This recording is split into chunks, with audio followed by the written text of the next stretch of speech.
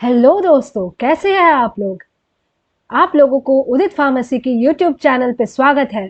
मैं मेघा मोली राणा और आज मैं लेके आई हूँ एक वीडियो जिसमें पूरा जीपैट एग्जाम के बारे में डिस्कस होने वाला है। क्या है ये जीपैट, इसका प्रोस्पेक्ट क्या है, इसका एलिजिबिलिटी क्या है, सिलेबस क्या है इस एग्जाम का, एग्जामिनेशन मोड और क्वेश्चन पैटर्न कैसा होता है और इसका प्रिपरेशन भी कैसे लेना है। तो पूरा जानकारी के लिए पूरा वीडियो देखते रहे। बिना बात किए शुरू करते हैं आज का video all about GPAT, graduate pharmacy aptitude test. 2008 तक ये जीपैट एग्जाम नहीं होता था, 2009 से ये एग्जाम शुरू हुआ है। पहले जीपैट के जगह गेट होता था, गेट में एक फार्मेसी का पेपर आता था। जो स्टूडेंट्स फार्मा दुनिया में आ चुके हैं, यानी कि जो स्टूडेंट्स बी फार्म कर रहे हैं या फिर जो स्टूडेंट्स डी फार्म कर रहे हैं, उन सारे स्टूडेंट्स ने जीपैट एग्जाम के बारे में कभी ना कभी सुना ही है। क्या है ये जीपैट एग्जाम? ये एक नेशनल लेवल एंट्रेंस एग्जामिनेशन है जो एम फार्म प्रोग्राम में एडमिशन लेने में हेल्प करते हैं। पहले ये एग्जाम एआईसीटीई के द्वारा कंडक्ट किया जाता था, अभी ये टेस्ट कंडक्ट करते हैं एनटीए। तो अगर आप एनटीए की वेबसाइट में जाएंगे और फार्मेसी एग्जाम में जाएंगे, उधर आपको ये देखने को मिलेगा, जीपैट के बारे में कंप्लीट इंफॉर्मेशन मिल जाएगा। तो क्यों हम लोग जीपैट एग्जाम देंगे, क्या है इस एग्जाम देने का बेनिफिट? तो पहला बात क्या है, ये इनफॉर्म में एडमिशन करवाएगा हम लोगों को।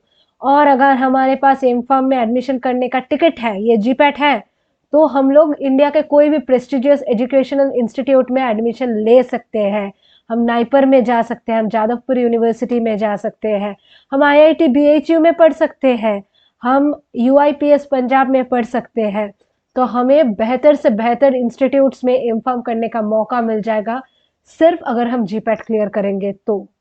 और इस अगर हमारे पास एमफार्म होगा तो हमारे पास बी फार्म या फिर डी फार्म कैंडिडेट से ज़्यादा सैलरी होगा, हाइक होगा सैलरी में, बेटर पोस्ट मिलेगा जॉब में, और हमें आरएनडी में जॉब करने का मौका मिल जाएगा। आरएनडी मतलब रिसर्च एंड डेवलपमेंट, रिसर्च मतलब डायरेक्ट रिसर्च करने का मौका मिल जाएगा हमें इंडस्ट्री में जाके, ठीक है। और हम लोग कोई भी एजुकेशनल इंस्टीट्यूट में फैकल्टी या फिर असिस्टेंट प्रोफेसर की पोस्ट में ज्वाइन कर सकते हैं।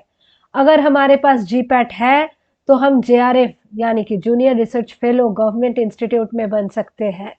और सबसे बड़ी बात, अगर हम जीपैट के थ्रू कहीं भी, कोई भी प्राइवेट यूनिवर्सिटी हो, कोई भी गवर्नमेंट यूनिवर्सिटी हो, कोई भी सेंट्रल गवर्नमेंट यूनिवर्सिटी हो, कोई भी इंस्टीट्यूट हो, कहीं भी अगर हम एडमिशन लेंगे तो हमें एक फेलोशिप मिलेगा, स्टाइपेंड मिलेगा 12,400 करके हर महीना। और अगर हम एम फार्म कर लेंगे उसके बाद ये जीपैट के थ्रू ही हम पीएचडी का करियर भी बना सकते हैं। और एक बार हमारे पास पीएचडी हो जाए तो हम government analyst, government researcher, government scientist कुछ भी बन सकते हैं। और लास्ट सबसे बड़ी बात, कोई इंडस्ट्री तो ये भी बोल देता है जीपैट क्वालिफाइड कैंडिडेट हो आप तो आओ, वरना वो लोग नहीं लेते हैं। वहाँ एलिजिबिलिटी मेंशन कर दिया जाता है कि जीपैट क्वालिफाइड इज मस्ट। तो ये रहा बेनिफिट्स ऑफ जीपैट। इसके बाद हम देखेंगे एलिजिबिलिटी ऑफ जीपैट। तो क्या है, बी फार्म डिग्री होना चाहिए, या फिर हम बी फार्म का 4th ईयर में भी होंगे तो हम ये एग्जाम दे सकते हैं।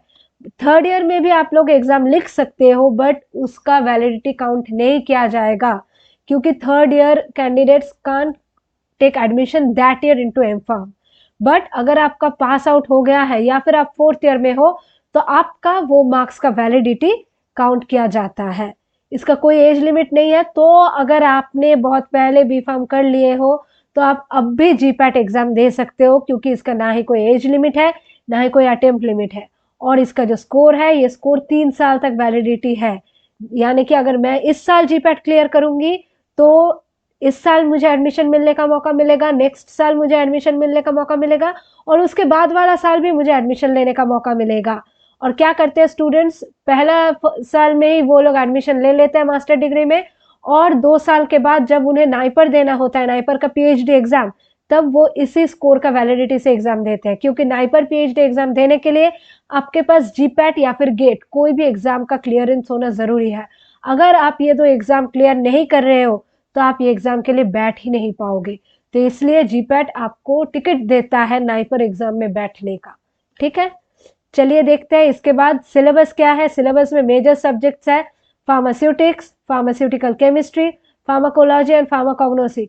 इन सारे सब्जेक्ट्स के बारे में हम डिटेल में डिस्कस करेंगे वीडियो के नेक्स्ट पार्ट में। इसके बाद हम देखेंगे माइनर सब्जेक्ट्स में क्या क्या आता है। बायोकेमिस्ट्री, इधर मेटाबॉलिक प्रोसेस के बारे में डिस्कस होता है, जैसे कि ग्लाइकोलाइसिस, क्रेब्स साइकिल, एंजाइम्स, इन सारे चीज़ों के बारे में डिस्कस होता है बायोकेमिस्ट्री में।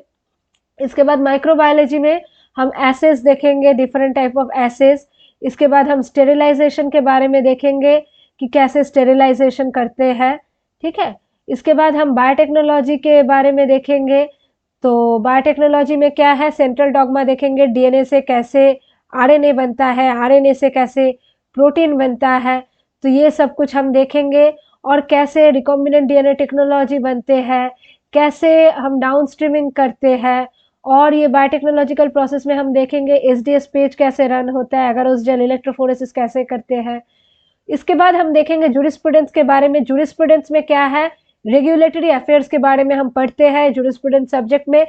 तो ड्रग्स डेवलपमेंट के टाइम पे जो लॉज एंड एक्ट्स इंपॉर्टेंट होता है उसके बारे में ही हमें जानकारी देता है ये जूरिस्प्रूडेंस सब्जेक्ट्स। एक नया फार्मेसी खोलने के लिए क्या क्या चाहिए, क्या क्या जो लीगल अफेयर्स है उसके साथ डील करना होगा, इन सारे चीज़ों के बारे में डिटेल्ड इन्फॉर्मेशन देता है ये सब्जेक्ट जूरिस्प्रूडेंस। और लास्ट में आता है ह्यूमन एनाटॉमी एंड फिजियोलॉजी। इधर हम लोग जानते हैं कि ह्यूमन बॉडी के अंदर कहाँ क्या क्या ऑर्गन्स है, उसका पोजीशंस क्या है, कहाँ क्या बोन्स है। और फिजियोलॉजी में हम जानते हैं different physiological process like respiration, digestion, absorption.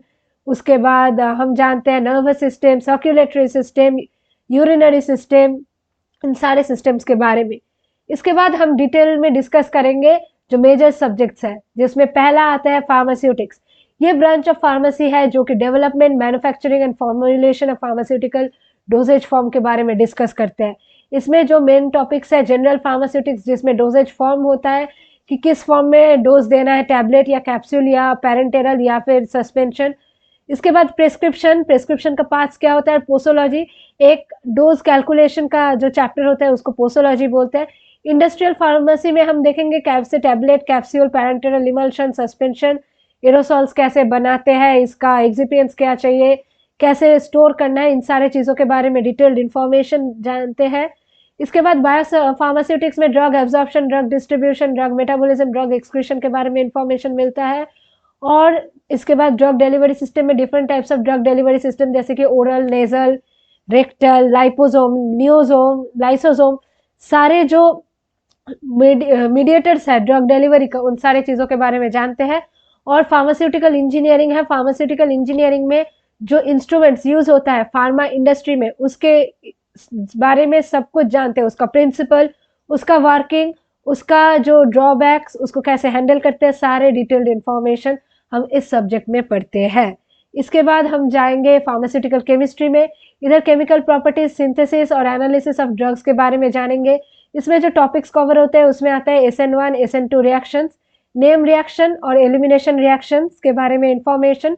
और इसके बाद इधर हम जानेंगे हकेल्स रूल के बारे में। हकेल्स रूल क्या करते हैं आप लोग तो जानते ही है। हकेल्स रूल एरोमेटिसिटी डिटरमाइन करने में हेल्प करता है। ठीक है, तो इसके बाद हम देखेंगे इनऑर्गेनिक केमिस्ट्री। इनऑर्गेनिक केमिस्ट्री में क्या जानेंगे, डिफरेंट एसेज क्या क्या होता है, लिमिट टेस्ट क्या क्या होता है मेटल का। मेडकेम में क्या क्या जानेंगे, मेडिसिनल केमिस्ट्री में designing and synthesising of new drug and structural activity relationship. ये क्या बोलता है कि एक स्ट्रक्चर में कौन सा पार्ट क्या क्या एक्टिविटी के लिए रिस्पॉन्सिबल होता है, उसके बारे में डिटेल जानकारी हमको कौन देता है, ये मेडिसिनल केमिस्ट्री। इसके बाद हम देखेंगे फार्मास्यूटिकल एनालिसिस है, जिसमें स्पेक्ट्रोस्कोपी है। स्पेक्ट्रोस्कोपी में है यूवी स्पेक्ट्रोस्कोपी, IR स्पेक्ट्रोस्कोपी, और क्या क्या है NMR के बारे में इधर पढ़ेंगे। और पढ़ेंगे क्रोमेटोग्राफी के बारे में, different types of chromatography, paper chromatography, column chromatography, HPLC, सारे चीज़ों के बारे में एनालिसिस में पढ़ेंगे। इसके बाद आते हैं फार्माकोलॉजी में। फार्माकोलॉजी में हम पढ़ेंगे कैसे ड्रग्स बॉडी में इंटरेक्ट कर रहे हैं और कैसे ये हमारा बॉडी का नॉर्मल और बायोकेमिकल फंक्शंस को अफेक्ट करते हैं। इसके अंदर टॉपिक्स में आ जाएगा ड्रग जनरल फार्माकोलॉजी, जिधर हम लोग देखेंगे रिसेप्टर्स क्या क्या होता है, मोड ऑफ एडमिनिस्ट्रेशन क्या क्या होता है, मतलब कैसे देना है ड्रग्स, टैबलेट के फॉर्म पे, अगर इंजेक्शन देना है तो क्या कहाँ इंजेक्शन देना है, सब कुछ के बारे में। उसके बाद हम जानेंगे कि एंजाइम्स कौन सा यूज़ होता है, कौन सा एंजाइम इंड्यूस ड्रग है, कौन सा नॉन एंजाइम इंड्यूस ड्रग है। तो इन सारे चीज़ों के बारे में इंफॉर्मेशन मिलता है। इसके बाद देखेंगे ड्रग्स एक्टिंग ऑन एएनएस, जिसमें आ जाता है cholinergic drug, anti cholinergic drug. इसके बाद आता है adrenergic drug, anti adrenergic drug. Autacoids में हम जानेंगे गाउट के बारे में, ठीक है, गाउट। और क्या जानेंगे, 5 हाइड्रोक्सीट्रिप्टामिन, हिस्टामिन्स, इन सारे चीज़ों के बारे में जानेंगे हम। इसके बाद हम रेस्पिरेटरी सिस्टम ड्रग्स के अंदर क्या जानेंगे, ड्रग्स एक्टिंग ऑन कफ और drugs acting on bronchial asthma. तो इन सारे चीज़ों के बारे में इंफॉर्मेशन मिलेगा हमें रेस्पिरेटरी सिस्टम में, ठीक है। इसके बाद हम देखेंगे ड्रग्स एक्टिंग ऑन सीवीएस में। सीवीएस में क्या क्या ड्रग एक्ट करते हैं, anti arrhythmic drug, anti hypertensive drug, anti histaminic drug. इसके बाद देखेंगे हार्मोन्स एंड रिलेटेड ड्रग्स, जिधर हम देखेंगे स्टेरॉइड ड्रग्स के बारे में, और देखेंगे drugs acting on thyroid deficiency, या फिर जिनका थायराइड ओवर डोज होता है उनके लिए क्या क्या कैसे कैसे काम करते हैं। और देखेंगे इंसुलिन के बारे में। ड्रग्स एक्टिंग ऑन पीएनएस देखेंगे, ड्रग्स एक्टिंग ऑन सीएनएस, इसमें आ जाएगा anti anxiety, anti depressant, anti epileptic, इन सारे चीज़ों के बारे में देखेंगे। किडनी में आ जाएगा डायूरेटिक्स, एंटी डायूरेटिक्स, ब्लड में आ जाएगा fibrinolytics, anti fibrinolytics, blood thinner, इन सारे के बारे में information. Drugs acting on GIT में आ जाएगा drugs for constipation, anti emetics and drugs for diarrhoea. और एंटी माइक्रोबियल में आ जाएगा drugs for anti fungal disease, drugs for antibacterial disease, drugs for antiviral disease, drugs for antiprotozoal antiprotozoal drugs. इसके बाद anti helminthic drugs, ये सारे चीज़ें के बारे में देखेंगे। और केमोथेरेपी ऑफ न्यूप्लास्टिक डिजीज में हम कैंसर के बारे में पढ़ेंगे, और उस कैंसर में क्या क्या ड्रग्स यूज़ होता है, उन सारे चीज़ों के बारे में देखेंगे। इसके बाद आता है फार्माकोग्नोसिस, जिसमें हम नेचुरल प्रोडक्ट्स जो कि डिराइव हुआ है प्लांट, एनिमल या माइक्रो ऑर्गेनिज्म से, उसके बारे में देखेंगे। उसमें टॉपिक्स कवर होता है जनरल फार्माकोग्नोसिस, जिधर यूनानी, सिद्धा, होम्योपैथी, मेडिसिन के बारे में हम जानेंगे।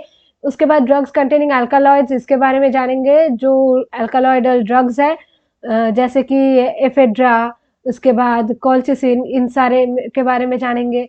ग्लाइकोसाइड्स के बारे में जानेंगे, कार्डियक ग्लाइकोसाइड्स, उसके बाद बफेडिनोलाइड्स, कार्डिनोलाइड्स। ड्रग्स कंटेनिंग टर्पेनॉइड्स के बारे में जानेंगे, ड्रग्स कंटेनिंग टैनिन्स के बारे में जानेंगे, और मेरिन ड्रग्स के बारे में भी हम जानेंगे इस सब्जेक्ट में।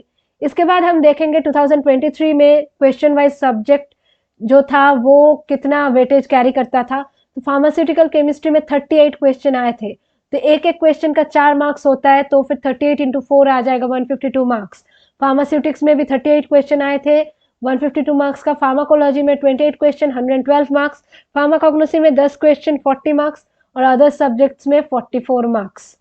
तो इसके बाद हम देखेंगे कैसे एग्जाम होता है। ये कंप्यूटर बेस्ड एग्जाम होता है, और ये 3 घंटे का एग्जाम है, यानी कि 180 मिनट का। और एग्जाम कुछ ऐसा दिखता है, इधर 4 ऑप्शन दिया रहेगा, इधर क्वेश्चन रहेगा, और इधर एक बॉक्स रहेगा। इसका एक्सप्लेनेशन मैं अभी कर रही हूँ इसी वीडियो में, नेक्स्ट स्लाइड में। और इसका क्वेश्चन पैटर्न में क्या होता है, 125 क्वेश्चन, 125 क्वेश्चन, हर एक क्वेश्चन का 4 मार्क्स होता है, तो 4 इंटू 125 क्या हो जाएगा, 500, यानी कि 500 मार्क्स में एग्जाम होगा। और हर एक इनकरेक्ट आंसर के लिए -1 आपको मिलेगा, और पूरा एमसीक्यू बेस्ड क्वेश्चंस है। इसके बाद हम देखेंगे एग्जामिनेशन रिलेटेड इंस्ट्रक्शंस, जो कि आपको तभी दिया जाएगा जब आप एग्जाम में बैठेंगे। तो फिर भी इधर मैं आप लोगों के लिए लाई हूँ कि इधर 120 मार्क्स मिनट्स का नहीं होता है, ये जीपैट एग्जाम 180 मिनट्स का होता है। ये नाइपर एग्जाम का एक पेज है।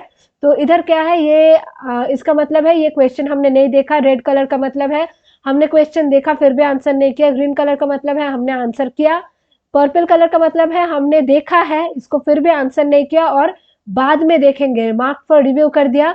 और इसका मतलब है पर्पल में ग्रीन डॉट, इसको देखा है, आंसर भी किया है और रिव्यू कर दिया बाद में देखने के लिए। और ये एरो हमें क्वेश्चन राइट साइड में, मतलब जो क्वेश्चन का नेक्स्ट क्वेश्चन है वो देखने के लिए हेल्प करता है, और ये प्रीवियस क्वेश्चन देखने के लिए हेल्प करते हैं। इसके बाद हम लास्ट टॉपिक में आ जाते हैं, कैसे प्रिपरेशन करना है इस एग्जाम के लिए।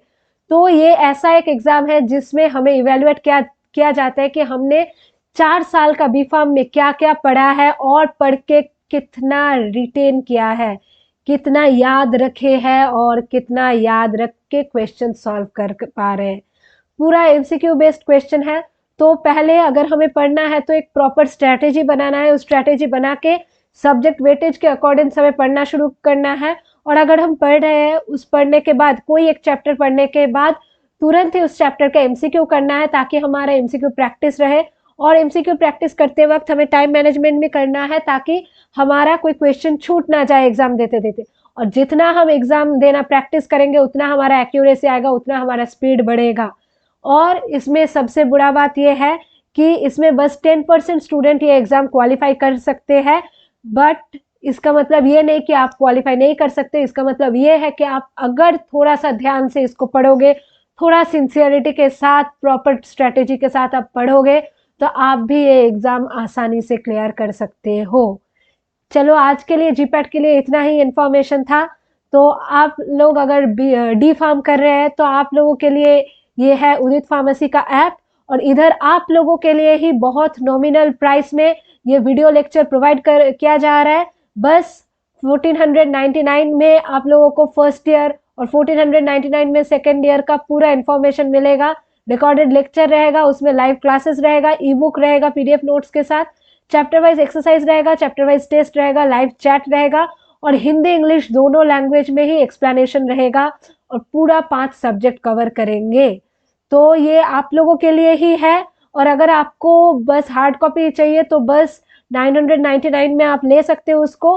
और अगर आप एग्जिट एग्जाम के लिए प्रिपरेशन कर रहे हो तो और एमसीक्यू प्रैक्टिस करना चाहते हो तो वो भी आप लोगों के लिए अवेलेबल है, जिधर अनलिमिटेड अटेम्प्ट्स है और पीसीआई सिलेबस के अकॉर्डिंग्स ये है। तो चलिए आज के लिए इतना ही, मिलते हैं नेक्स्ट वीडियो पर। Bye bye.